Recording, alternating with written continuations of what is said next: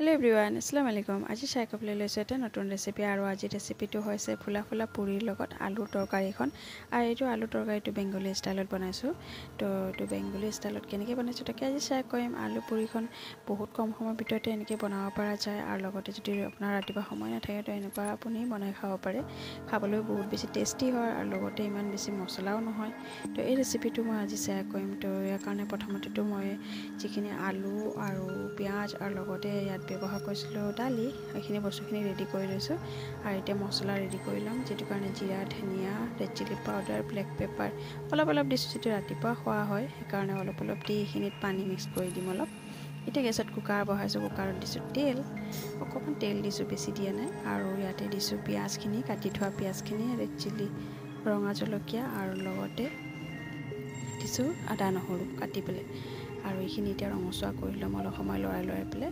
চামুচেৰে তো এইখিনি যেনেকৈ ৰঙচুৱা হৈ যাব ইয়াতে যিটো মছলা মই লৈছিলোঁ লিকুইড কৰি লৈছোঁ পানী দি পেলাই এইখিনি দি দিম এতিয়া এইখিনি ইয়াতে দি দিছোঁ আৰু এতিয়া এইখিনি অলপ সময় ভাজি ল'ম মছলাৰ লগত পিঁয়াজখিনি এইখিনি অলপ সময় ভাজি লোৱাৰ পাছত এইখিনিত মই এড কৰিম দালি যিখিনি মই ভিগাই থৈছিলোঁ দালিখিনি মই ৰাতি ভিগাই থৈছিলোঁ তো অলপ ফুলি গৈছে কাৰণে তো এইখিনি দালিখিনি দি দিছোঁ ইয়াতে আৰু এইখিনি এতিয়া অলপ ভাজি ল'ম দালিৰ লগত মছলাখিনি ভাজি পেলাই তাৰ পাছতে ইয়াতে যিটো আলু মই কাটি থৈছিলোঁ আলু বেছি নহয় দুটা লৈছোঁ তো এইটো এটা দালিৰ তৰকাৰী হয় যিটো মই বেংগলী এজনী ফ্ৰেণ্ডৰ পৰা শিকিছিলোঁ এনেকৈ তেওঁলোকে বনাই আৰু পুৰিৰ লগত তো তাকে আজি শ্বেয়াৰ কৰিছোঁ সেইকাৰণে আলুখিনি দি দিছোঁ এনেকৈ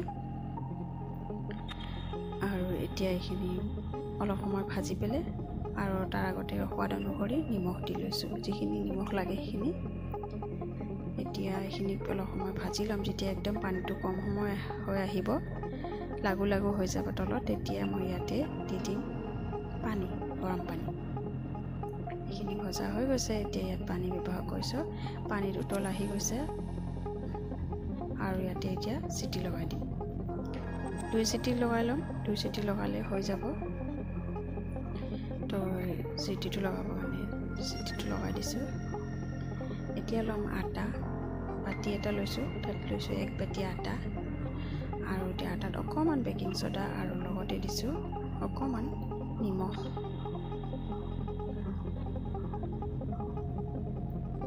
আৰু বেকিং সোডা অলপ এড কৰিছোঁ আৰু লগতে এইখিনি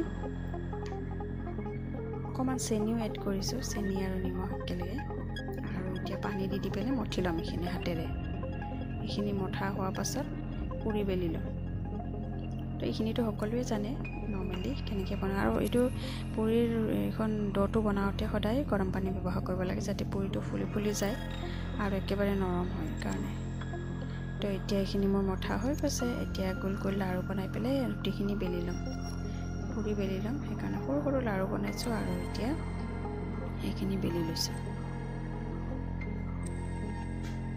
গোলকৈ এনেকৈ বেলি লৈছোঁ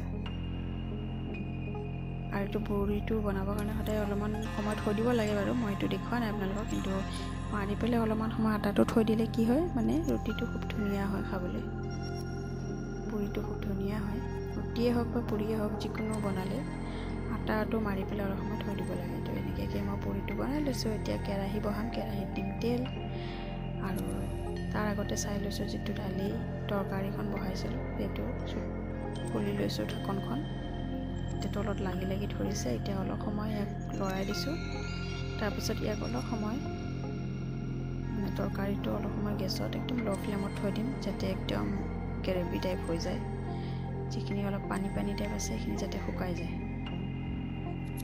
একেবাৰে যেতিয়া গ্ৰেভি নিচিনা হৈ যাব কমি আহিব তেতিয়া আঁতৰাই দিম এতিয়া তেল গৰম হৈ গৈছে ইয়াতে এখনকৈ পুৰি ভাজি ল'ম তেল গৰম হোৱাৰ লগে পুৰিটো দি দিছোঁ আকৌ এখন পুৰি উঠোৱাৰ পাছত কি হয় তেলটো অলপ ঠাণ্ডা হৈ যায় যাৰ কাৰণে অলপ সময় ৰখিব লাগে ৰখি পেলাই নেক্সট পুৰি দিব লাগে তেতিয়া কি হয় গোটেইবিলাক পুৰিবিলাক ফুলি আহে কেতিয়াবা কি হয় প্ৰথম পুৰিটো ফুলে তাৰপাছত নুফুলে কাৰণ তেলটো আমাৰ ঠাণ্ডা হৈ যায় আটা হয় যিহেতু সেইকাৰণে অলপ সময় ৰখিলে কি হয় তেলটো গৰম হয় আকৌ তেতিয়া দিব লাগে তেতিয়া দিলে কি হয় ফুলি আহে গোটেইখিনি পুৰি একেবাৰে ফুলি যাব তো মই এনেকৈ কৰি পেলাই সদায় পুৰি ভাজোঁ সেইকাৰণে পুৰিবিলাক ফুলি যায় তো আপোনালোকেও যদি কিছুমানে নাজানে তো এইটো ট্ৰিকটো এবাৰ চেষ্টা কৰি চাব।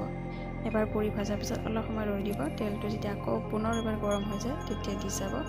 পুৰিবিলাক ধুনীয়াকৈ একদম টিচকৈ ফুলি যায়। দেখিছে একদম পাম দিয়াৰ নিচিনাকৈ ফুলি যায়। তো এনেকৈ মই গোটেইখিনি পুৰি এতিয়া বনাই ল'ম। তো এই আছিলে মোৰ পুৰি ৰেচিপি। তো পুৰি ৰেচিপিটো ৰেডি হৈ গৈছে। এতিয়া গোটেইখিনি পুৰি মই এনেকৈ ভাজি লৈছোঁ। গোটেই হৈ গৈছে অলমষ্ট। এতিয়া মই দালি তৰকাৰীখন ওলাই ল'ম বাতি এটাত। প্লেট এটা লৈছোঁ আৰু সৰু প্লেট এটা দালি তৰকাৰীটো ওলাই লৈছোঁ। দেখিছে একদম গ্ৰেভি টাইপ আহি গৈছে। এনেকৈ খাবলৈও খুব টেষ্টি হয়।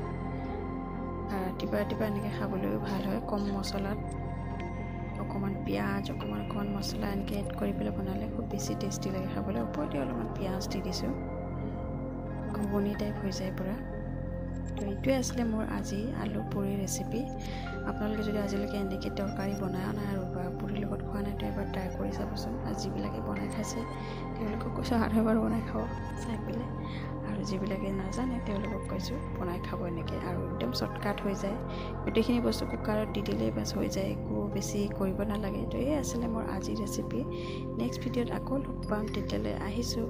আৰু মোৰ ভিডিঅ'টো চাই যদি ভাল লাগিছে লাইক শ্বেয়াৰ এণ্ড ছাবস্ক্ৰাইব কৰিব। বাই।